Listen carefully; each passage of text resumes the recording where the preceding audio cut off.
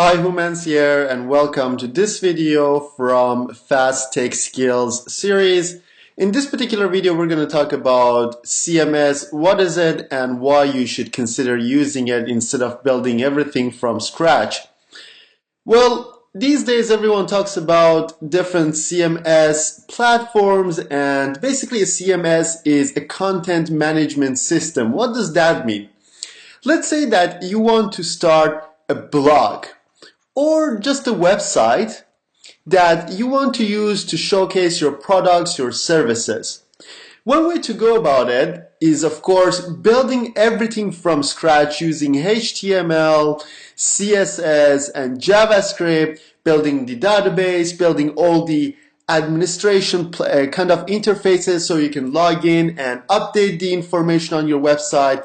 And of course, it's obvious why we need an admin panel, because random users and visitors wouldn't be able to mess with the data on the website and they change it. So that's one reason that you need an admin platform, so only authorized people can go ahead and edit it.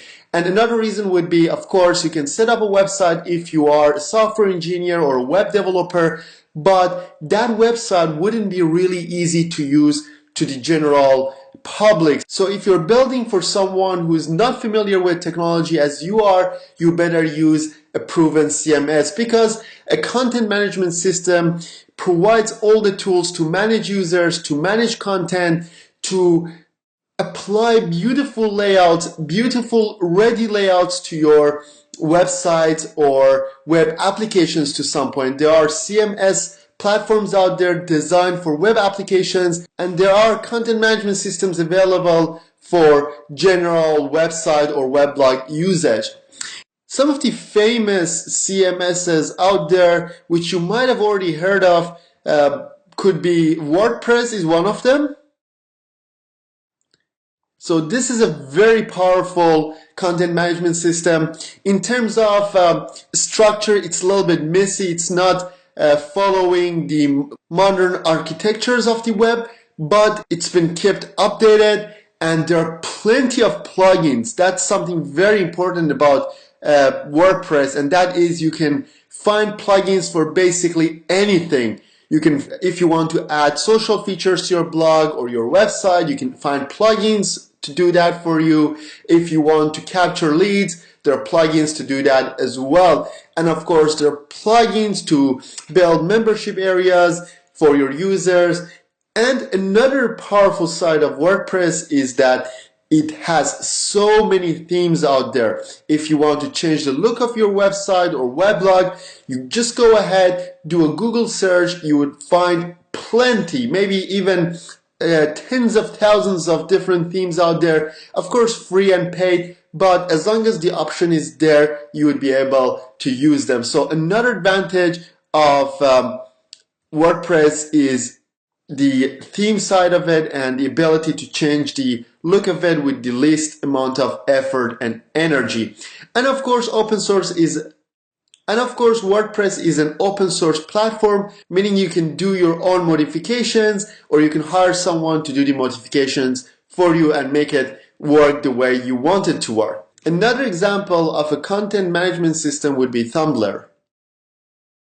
And basically what Tumblr is, it's a content management system combined with social media, and basically building your weblog on a platform which has deep integrated social capabilities. Of course, Tumblr can have its own themes as well, but in terms of plugins, it's not as advanced as WordPress. And of course, it's not open source, meaning you can't change the functionality of it.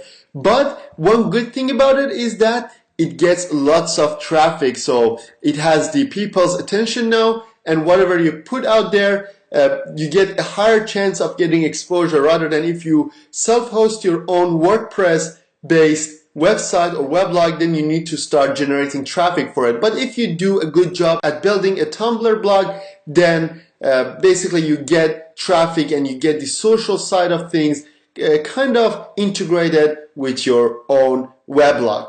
And consider that Tumblr is used mostly for blogs, rather than websites. If you're building a website, you might as well go with WordPress because of the freedom and because of flexibility that WordPress brings with itself.